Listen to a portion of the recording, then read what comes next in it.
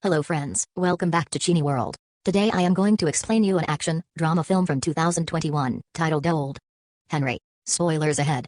Watch out and take care. In 1906 in Oklahoma, Brannigan is trying to escape from three men wearing sheriff badges: Dugan, Stillwell, and their leader Ketchum.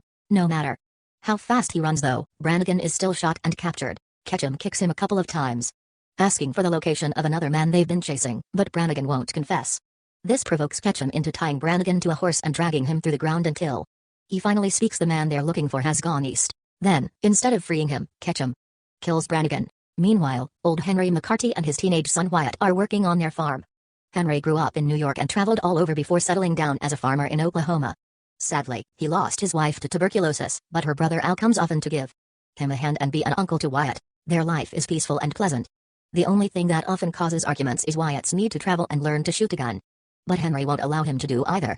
It's still early in the day when they suddenly see a lost horse passing by with a blood-stained saddle and no rider, while Wyatt takes the scared animal to the farm. Henry takes his own horse and goes to investigate the area, eventually finding an unconscious man on the ground. His name is Curry and he has been shot on the shoulder.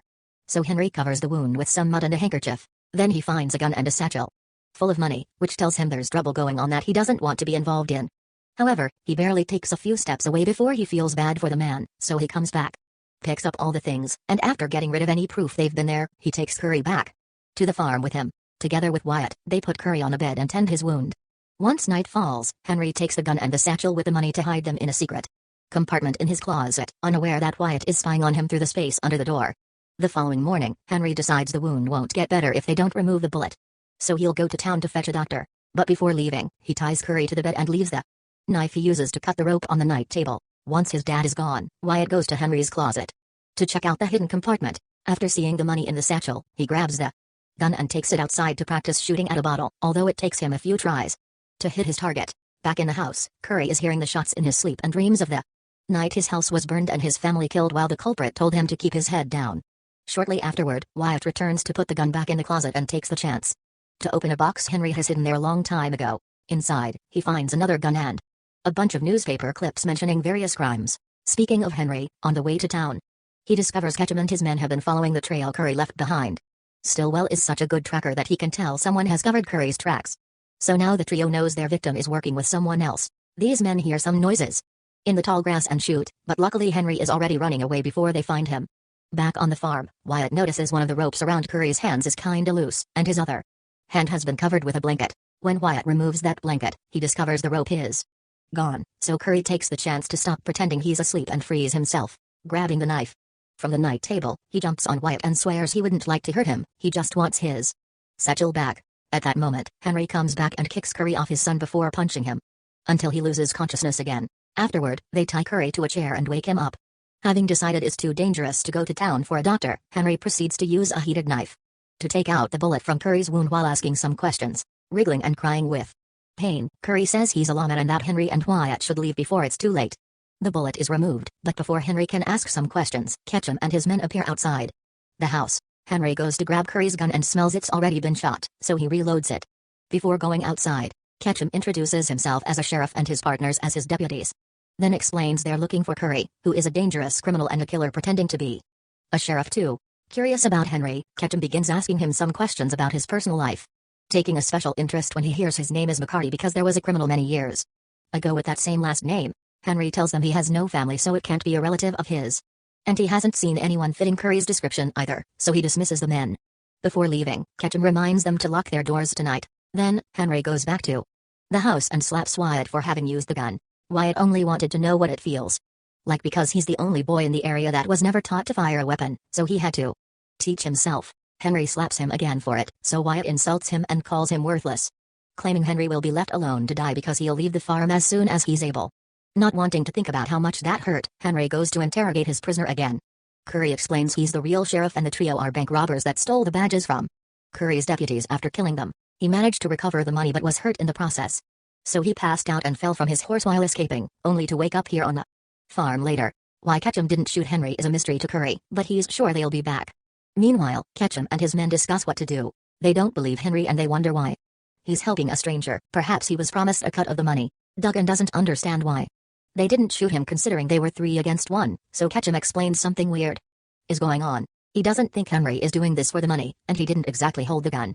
Like a farmer, what they need to do is gather some information first, so Duggan will keep an eye on the farm while Ketchum and Stillwell go hire some guns and pay Al a visit. Night falls, and Henry makes Wyatt go inside before he finishes his farm chores because it's too dangerous to stay out this late. Later, Henry feeds Curry some soup himself, causing Curry to complain about still being tied up. To see if he can trust him, Henry asks Curry some questions about his past.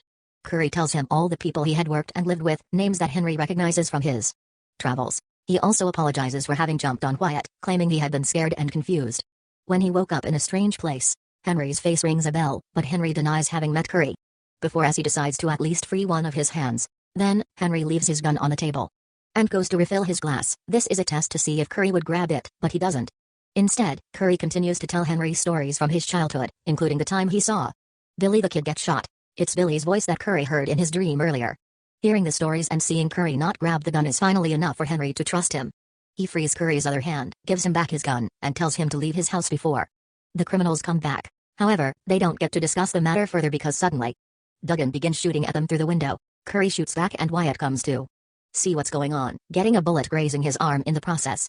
Still in pain from his wound, Curry passes out, so Henry grabs his gun as Duggan sneaks underneath the house, shooting through the floor every time Henry moves. Deciding on a plan, Henry gives the gun to his son, with some shooting tips before throwing a book on the floor to trick Duggan into shooting in that direction while he runs the opposite way. After grabbing his rifle, Henry goes outside and begins shooting under the house until Duggan runs out and gets shot in the leg.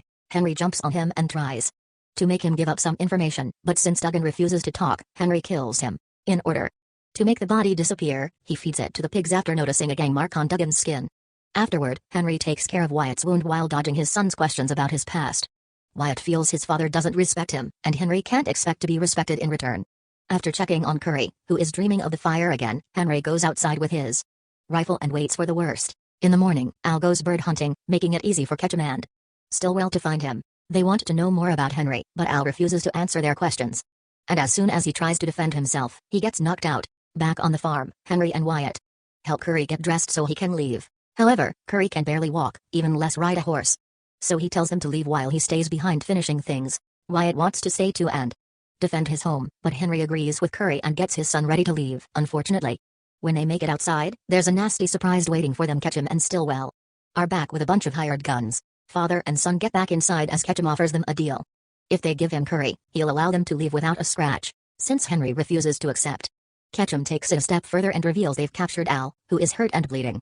Furious, Henry grabs his rifle and gives Wyatt the gun, telling him to stay inside, away from the window, and to only shoot if it's absolutely necessary, ignoring Curry's pleas to be handed over. Henry goes to confront Ketchum, who admits he isn't a sheriff and is dying with curiosity to know who Henry really is. Ketchum offers to trade Al for Curry, but Henry turns him down, and since neither he nor Al will reveal any secrets, Ketchum kills Al on the spot. This triggers Wyatt into coming out and start shooting, so Henry drags him back inside as the gang retaliates, hitting Curry on the leg when he walks near the window. After scolding Wyatt for acting without thinking, Henry tells him to keep his head down. Hearing these words that match his dream, Curry finally puts two and two together and realizes Henry's real identity is Billy the Kid. He didn't die the night of the fire, he just escaped. Henry pays no attention to him, concentrating instead on retrieving his old gun and holster before going outside to begin shooting after just a few words. With implacable aim, Henry kills a few gang members before going back to the house through the window, opening a hole big enough for Curry to shoot a few men as well. The remaining men are starting to surround the house, so Henry grabs a knife and goes out through the back door. Silently sneaking around, he stabs two criminals before hiding under the house to shoot a third.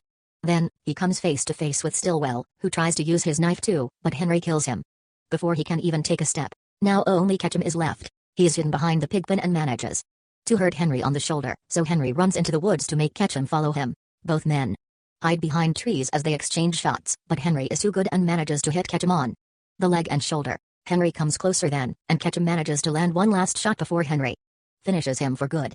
The wounds aren't serious though, so as soon as he returns to the farm, Henry goes to Curry to help with his own injuries. When Henry tears off Curry's sleeve to take a better look at his arm, he finds a shocking surprise. Curry has the same gang mark Duggan had, and he shoots Henry for seeing it. Technically, Curry didn't lie. He confesses he was indeed a sheriff, but a corrupt one. He and his deputies had worked with Ketchum before, but they heard Ketchum was planning to kill them during their last job, so Curry tried to escape, and that's how it all started. Henry is agonizing but not quite dead yet, and Curry wants to be the one that killed Billy the Kid. But before he can shoot, Wyatt arrives and kills him first. He wants to get a doctor for his father, but Henry explains it's too late, so he wants to tell his son some last words before he's gone. When Wyatt goes out to the world, he'll hear lots of stories about Billy the Kid, so Henry wants him to know only half of them are true. He admits not having been a good person. And he doesn't believe in redemption. All this time, he's just been trying to find some solace in raising a good kid. Henry doesn't think he has a place in this new world, but he's sure Wyatt does. After crying over his father's death, Wyatt buries him next to his mother. Once he's emotionally ready, he packs up his things and leaves the farm on his horse to travel as he's always wanted. Thanks for watching. Please subscribe for more videos.